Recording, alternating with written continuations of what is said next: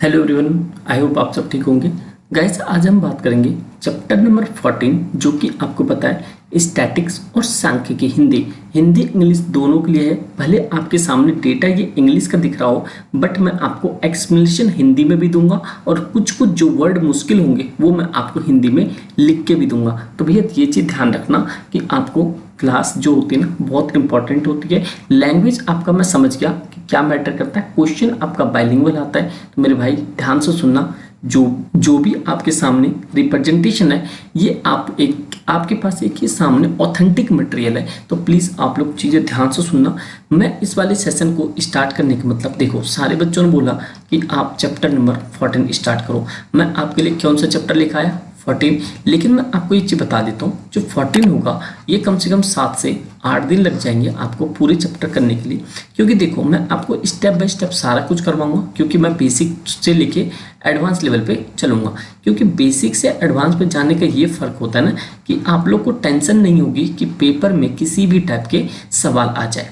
मेरा कहने का मतलब होगा कि सपोज करो कि जैसे मैं मीन पढ़ा रहा हूँ, माध्य कहते हैं। मीन का मतलब क्या होता है यहाँ पे, माध्य। तो माध्य के जैसे मैं माध्य पढ़ा रहा हूँ आपको, तो माध्य में जो भी एक टॉपिक के अंदर से इंपॉर्टेंट क्वेश्चन प्लस में कंसेप्ट के बेस पे क्वेश्चन बनते हैं वो मैं सारा करवा के चलूंगा। तो इसलिए थोड़ा सा पेशेंस रखना, ठीक है भाई। मतलब कि छोटी छोटी वीडियोस में आपके पूरी कंप्लीट चैप्टर करवा दूंगा, क्योंकि मैं नहीं चाहता आपको 1-2 घंटा एक ही वीडियोस में रखा जाए। बस आपसे एक ही रिक्वेस्ट है, जितना भी किया जाए उसको मैक्सिमम टाइम रिवीजन किया जाए। तो चलो देखते हैं सबसे पहले होता क्या है। देखो बच्चों, आप में कह रहे हैं यहाँ पे मीन का मतलब हो जाता है यहाँ पे औसत। क्या होता है यहाँ पे, औसत। ठीक भैया, ये हो गया औसत हिंदी में, ठीक है। और अगर हम यहाँ पे किसकी बात करते हैं, यहाँ पे मीन एवरेज की बात करें तो ये हो गया औसत। अगर मीन की बात करें सीधा तो इसका मतलब हो गया यहाँ पे माध्य। क्या हो गया यहाँ पे, माध्य। चलो ठीक है। ये होता क्या है, कुछ नहीं होता। एवरेज का मतलब होता है हमारे साथ कि सपोज करो, लेट्स एग्जांपल मैं ये लेता हूँ कि सपोज करो आप एक मतलब कि 10 मतलब कि मान लो 10 नंबर का यूटी हुआ। एक यूटी में आपके 7 नंबर आए, एक में मान लो 5 आए, एक में मान लो यहाँ पे आपके 10 भी आ गए। ये कौन सा होगा, आप ये लोग कमेंट कर बताना पूरे में से पूरे किस चैप्टर में अभी तक, किस मतलब सब्जेक्ट में अभी तक आपके नंबर आए हैं। चलो सपोज करो एक सब्जेक्ट में 5-7 हो गया, एक में 5 हो गया, एक में 10, चलो एक में आपने यहाँ पे 6 ले लिया। तो आपने कहा कि ये तो मेरे पास 4 सब्जेक्ट है। मैंने कहा ठीक है, आपके पास 4 सब्जेक्ट है, चारों सब्जेक्ट के 10-10 नंबर के टेस्ट हुए, जिसमें कि आपके पहले में मतलब एक सब्जेक्ट में 7 आया, दूसरे में 5, तीसरे में पूरे ले आए, और यहाँ पे चौथे सब्जेक्ट में 6 नंबर आए। अगर मैं कहूँ इसका एवरेज निकालो तो क्या करोगे, आपको क्या करना है, इन नंबर को क्या करना है, ऐड में रखना है। सम ऑफ ऑब्जर्वेशन, जितने भी ऑब्जर्वेशन उनको सम करना है, नीचे टोटल ऑब्जर्वेशन से डिवाइड करना है। तो मतलब टोटल कितने बड़े भाई, 4, इनका सम कितना जोड़ लो, 7 और 5 हो गया 12, अब 12 और 10 हो गया 22, अब 22 और 6 कितना हो जाएगा यहाँ पे 28, कितना होगा 28। 28 को 4 से डिवाइड कर देंगे तो कट रहेगा 7 चौका 28। ये कितना हो गया 7। मतलब भले आपके एक सब्जेक्ट में 7 नंबर आए हो, एक में 5 आए हो, एक में पूरे 10 आए हो, एक में 6 आए हो, इससे कोई फर्क नहीं पड़ता मेरे भाई। आपके सभी एवरेज में कितने आए, आपके 7 मार्क्स। कितने आए, 7। इसी तरह से हम सबसे पहले अब देखते हैं माध्य। क्या देखते हैं यहाँ पे मैंने बताया आपको कि क्या होता है हिंदी में माध्य। वैसे ये आता नहीं पेपर में, लेकिन आपको समझना पड़ेगा कि देखो सबसे पहले जैसे मीन है 10वीं में, इस बार 2023 वाले बोर्ड में आपको जो मीन से क्वेश्चन आएगा मैं बताऊंगा, एग्जैक्ट क्वेश्चन वही फंसेगा आपके पेपर में। देखो सबसे पहले हमें एक तो डायरेक्ट मेथड करना है, एक एज्यूम मेथड करना है, एक होता है स्टेप डिवीजन। वो आपके इस बार क्या हुए, कट गए, नहीं आ रहे। तो सबसे पहले मैं आपको डिस्कस करके बताऊंगा डायरेक्ट मेथड क्या होता है। बहुत आसान होता है बच्चों। देखो इसका फॉर्मूला आपके सामने भी लिखा हुआ है यहाँ पे, मैं यहाँ पे लिख देता हूँ। देखो जब डायरेक्ट मेथड की बात करते हैं तो डायरेक्ट मेथड जो मीन होता है इसको हम x के ऊपर बार भी कहते हैं, बराबर होता है फॉर्मूला सिग्मा, ये FI, ये हो गया XI, अपॉन में होता है यहाँ पे सिग्मा FI। ये क्या बवाल है भाई, सिग्मा क्या है भाई, देखो ये सिग्मा का मतलब होता है सम। क्या होता है, सम। ये ग्रीक वर्ड से लिए गए वर्ड्स हैं, इसका मतलब होता है सम, इसीलिए सिग्मा बोला जाता है। और यहाँ पे जो मीन को रिप्रेजेंट करते हैं हम x की पावर बाहर से, ठीक है। ये भी चीज याद रखना यहाँ पे। तो ये आपका क्या होता है, डायरेक्ट मेथड होता है। एक एज्यूम मेथड होता है, उसका फॉर्मूला थोड़ा सा डिफरेंट होता है। ये जो डी होता है यहाँ पे बस डी आ जाता और कोई फर्क नहीं होता। मैं आपको स्टेप बाय स्टेप करके बताऊंगा। तो पहले मैं आपको जो डायरेक्ट मेथड है इस पे जो क्वेश्चंस किस बेस्ड के होते हैं वो मैं आपको बता रहा हूँ। बच्चों ध्यान सुनना, ये चैप्टर नंबर 14 आपके बहुत ईजी है। मैं आपको ये 7 to 8 डेज में एंड कर दूंगा। जैसे मैंने बताया आपको, मैं भाई जो पीछे साल में पेपर आए हैं जो भी कंसेप्ट करवाऊंगा उसी बेस्ड पे प्रीवियस क्वेश्चन का एग्जाम्पल देख के आपको मैं बताऊंगा। तो चलो मैं एक एग्जाम्पल देख बताता हूँ कि जो डायरेक्ट मेथड आपका वो कैसे होगा। यहाँ पे हमें ये क्वेश्चन आपके 2016 में आपके एज इट इज आ गए थे, इसलिए मैंने आपको एग्जाम्पल से समझाने के लिए ये वाला क्वेश्चन यहाँ पे पिक किया है। चलो कोई दिक्कत नहीं, अब ध्यान से सुनते जाना होता क्या क्या है। बच्चों देखो क्या रहा है कि a survey was conduct by a group of student a part of their environment awareness, मतलब बच्चों ने एक प्रोग्राम चलवाई और उन प्रोग्राम में डेटा रिकॉर्ड किया गया जिसमें कि कितने घरों में जो कितने नंबर ऑफ प्लांट्स लग रहे हैं कितने घरों में। बच्चों देखो जब भी कभी भी ऐसा कंडीशन होता है, मैंने आपको बताया कि जब भी डायरेक्ट मेथड बोले कभी भी आपके सामने इस तरह का सिनेरियो हो, ठीक है, जैसे गैप दे देखे, तो आपको यहाँ पे सिंपल सा यही याद रखना है। मीन क्या बताया अभी फॉर्मूला आपको मैंने, sigma F I sigma x I upon में सिग्मा एफ आई। ठीक बच्चों, और एक चीज याद रखना, जब भी कभी भी जैसे यहाँ पे दे रखा है, यहाँ पे 0 से 2, यहाँ पे दे दिया 2 से 4, ये होता है क्लास मार्क। क्या होता है यहाँ पे class mark. In class mark को कैसे निकालते हैं? इन क्लास मार्क को निकालने का मतलब होता है, देखो लोअर लिमिट प्लस में अपर लिमिट डिवाइड बाई 2। ये लिख लो भाई। कैसे? एग्जाम्पल बताता हूँ। सपोज करो मुझे इसका क्लास मार्क निकालना है, मतलब कि क्लास मार्क को बोल सकते हैं हम एक्स आई। क्लास मार्क निकालने के लिए क्या करना, सपोज को लोअर लिमिट आपके पास 0 है, प्लस लगाना पड़ा है लोअर अपर लिमिट 2 है डिवाइडेड बाई 2। तो इट मीन्स कितना आ गया यहाँ पे 2/2 कट के कितना आ गया यहाँ पे 1। तो मतलब पहले वाले का जो एक्स आई निकल का है कितना आया 1। चलो इसी तरह से दूसरे वाले की देखते हैं, 2 प्लस में 4 डिवाइड बाई 2, तो ये कितना हो जाएगा 6/2। काट लो, कितना आ गया भैया 3। चलो चौथे के देख लो, तीसरे का 4 प्लस में 6 डिवाइड बाई 2, ये हो गया टोटल 10। 10 को 2 से डिवाइड किया कितना हो गया 5। कितना आसान है, कुछ नहीं करना, 2 को निकालना, उसके बाद खुद ही ऐड कर देना।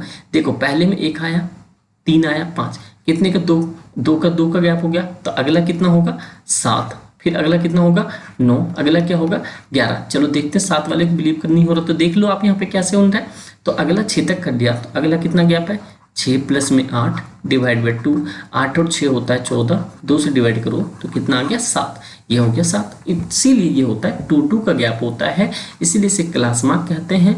इसलिए इसका वैल्यू होता है, मतलब क्या कहते हैं, एक्स आई कहते हैं। क्या कहते हैं एक्स आई। जब भी कभी भी इस तरह का आपके सामने डेटा गिवन हो तो आप हमेशा एक्स आई निकालना, लोअर लिमिट प्लस में अपर लिमिट डिवाइडेड बाय 2, वहां से आपका एक्स आई निकल जाएगा। एफ आई ऑलरेडी दे रखा है, अगला पॉइंट एक्स आई और एफ आई को मल्टीप्लिकेशन, वो मैं आगे करके दिखा दूँ। देखो अब अभी हमें सबसे पहले मैंने आपको क्या करते हैं वो निकाल के दिखा दिया किस तरह से निकलता है। तो सपोज करो मैं यहाँ पे नंबर ऑफ प्लांट्स ले लेता हूँ, कितना है 0 से 2 है, 2 से कितना है 4 है, 4 से कितना 6, 6 से कितना है 8, 2 का गैप है, जल्दी लिखते हैं, 8 से 10, 10 से कितना हो गया 12, और 12 से कितना हो गया बच्चे 14। ठीक है भाई, ये नंबर ऑफ प्लांट्स है, कितना यहाँ पे प्लांट्स, इतने प्लांट्स लगने हैं। और ये क्या है यहाँ पे हाउस। ठीक बच्चों, क्या है हाउस। देखो यहाँ पे हाउस कितने यहाँ पे 1 दे रखा है, ये जो है गिवन आपका एफ आई होगा। क्या होगा यहाँ पे एफ आई 1 हो गया, फिर दे दिया 2, फिर हो गया यहाँ पे 1, फिर आपके पास 1 2 1, देन आफ्टर दे दिया यहाँ पे 5, 5 के बाद दे दिया यहाँ पे 6, 6 के बाद दे दिया है 2, 2 के बाद दे दिया 3। ठीक है, ये चीज़ समझ आ गया। चलो इनको सेपरेट कर लेते हैं। ठीक है भाई, और इसके बाद आपको वही चीज़ निकालना है। हमें जब हमें पता है फॉर्मूले में क्या लगना है, हमें एफ आई और एक्स आई प्रोडक्ट में, और नीचे कितना एफ आई, इसको तो चलो बात की बात है। क्या हमें पहले ये एफ आई एक्स आई बनाना नहीं पड़ेगा? क्या बनाना पड़ेगा, लेकिन हमारे पास क्या सिर्फ एफ आई है, तो इसके लिए अगला कॉलम डालो एक्स आई का। अब ठीक है भाई, यहाँ पे ये चीज़ समझ गई। अगला कॉलम डालो फिर आपका एफ आई और एक्स आई, यहाँ से काम आपका ओके हो जाएगा।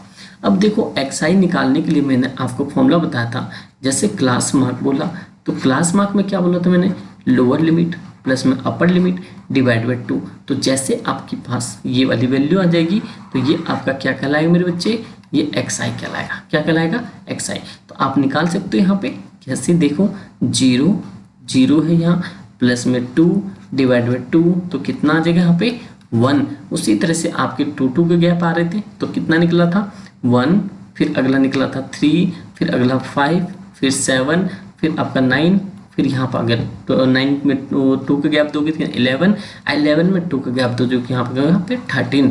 क्लास मार्क्स सब समझ जाना। यहीं पे लोड जैसे 13 किस तरह से आया, 12 प्लस में यहाँ पे 14 को जोड़ा तो कितना हो गया, यहाँ पे देखो 12 है, अब प्लस में यहाँ पे 14 डिवाइडेड 2 तो ये कितना हो गया 26।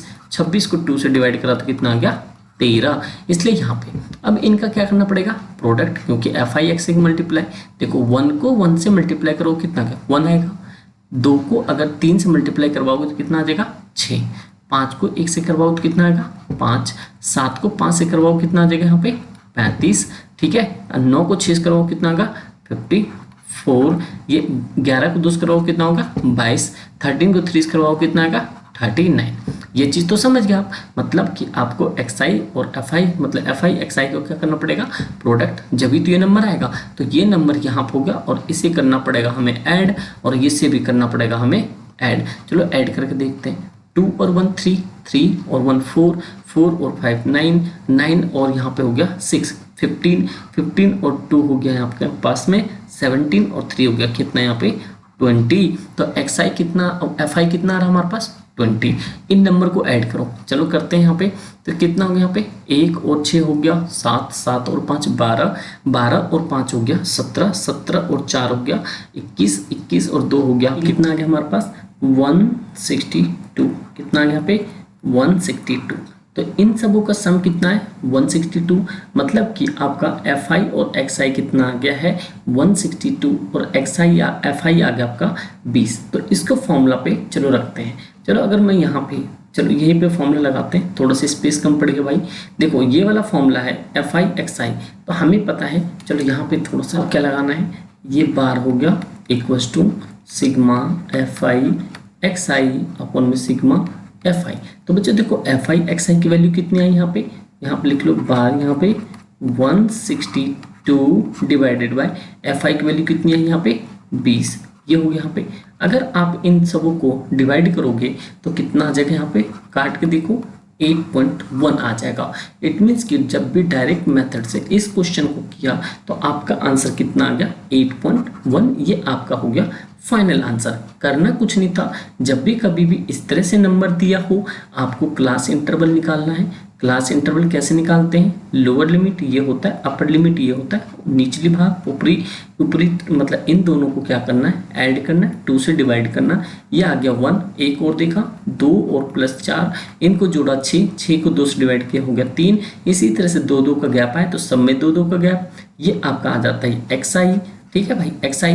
और fi निकालने के लिए हमें fi xi निकालने के लिए क्या करना पड़ता है, fi और xi को मल्टीप्लाई करना पड़ता है। 1 को 1 से मल्टीप्लाई का आपका 1 आ गया, 2 को 3 से करवाया 6 आ गया, 1 को 5 से करवाया 5 आ गया, 7 को 5 से करवाया तो कितना आ गया 35 आ गया, और 9 को 6 से करवाया तो कितना 54 आ गया, 11 को 2 से करवाया कितना आ गया 22, और 13 को 3 से करवाया तो कितना होगा 39 होता है 39। इनका सम किया तो 162 आ गया, और इनका सम किया तो कितना आ गया 20। जब इस तरह कंडीशन आ गई तो फॉर्मूला लगा दिया आपने fi xi, इसकी वैल्यू आई थी, और इस तरह से आपका आंसर ओके हो जाता है। तो इस तरह के आपके क्या होंगे, आपके जो स्टैंडर्ड मेथड है, मतलब कि जो सिंपल है, मतलब कि डायरेक्ट मेथड, वो आपका आएंगे। और इसके बाद जो एसयू मेथड है वो भी मैं करवाऊंगा, लेकिन अगली वीडियो से होगी, उसमें आपको डायरेक्ट मेथड के PYQ बताऊंगा। अब सिंपल एक चीज और बताता हूँ, अगर जिस तरह से NCERT के अंदर में क्वेश्चन दिया है वो उस तरह के क्वेश्चन आपको कभी भी नहीं आएंगे। आपको कॉन्सेप्ट हमेशा सीबीएसई एनसीईआरटी का कॉपी करता है, ये हूबहू मिलेगा आपको, लेकिन पैटर्न अलग होगा। इसीलिए मैं क्वेश्चन आपको डिफरेंट डिफरेंट टाइप के ही करवाऊंगा। तो ये एक मेथड होता है। आगे मैं बता देता हूँ आगे क्या प्लान है। अगली जो वीडियो होगी आपके ये मीडियन पे होगी, मैं मीडियन माध्यमिक पे बता दूंगा। उसके बाद में आपका मोड ये भी सारा कुछ बता दूंगा। उसके बाद जो आपका फाइनल होगा कि जिस तरह पे एक लास्ट ईयर क्वेश्चन देखे गए, इस फॉर्म पे भी आपका क्वेश्चन मैं आपको बता दूंगा। इसलिए मैं आपको क्या कहना चाहता हूँ कि देखो हम क्या चलते हैं बेसिक से। किससे चलते भैया? बेसिक से। आपको देखो मैंने जिस तरह से बेसिक से बताया, हमें एडवांस पे जाना है, तो इसीलिए मैं आपको एक स्टेप बाय स्टेप चीज़ों को लेके चलता हूँ। अभी मैंने आपको डायरेक्ट मीन बता दिया या डायरेक्ट मेथड भी बोल सकते हो, इसलिए मैंने क्वेश्चंस भी करवा दिया। इस बेस पे मैं कल जो क्वेश्चन लेकर आऊँगा वो वाले क्वेश्चंस मैं इसी फॉर्मूले बेस पे कुछ न्यू पैटर्न के जो क्वेश्चंस पूछे जा रहे हैं वो मैं करवाऊँगा। तो उम्मीद करता हूँ आपको वीडियो पसंद आई होगी। गाइस अगर पसंद आए तो कमेंट करके बताना, लाइक करना मत भूलना, अपने दोस्त यारों में प्लीज़ शेयर जरूर करना, ठीक है। और मिड टर्म में ये चैप्टर आएंगे और बहुत खतरनाक तरीके से आएंगे, तो आप लोग टेंशन मत लो, मैं आप लोग के साथ हूँ। इंपॉर्टेंट क्वेश्चन प्लस में क्लासेस में हर एक सब्जेक्ट का पॉसिबल होगा जितना से जितना मैं करवाने की कोशिश करूँगा। बस आप लोग अपना जी जान लगा के पढ़ते जाओ, ठीक बच्चों। Thank you so much.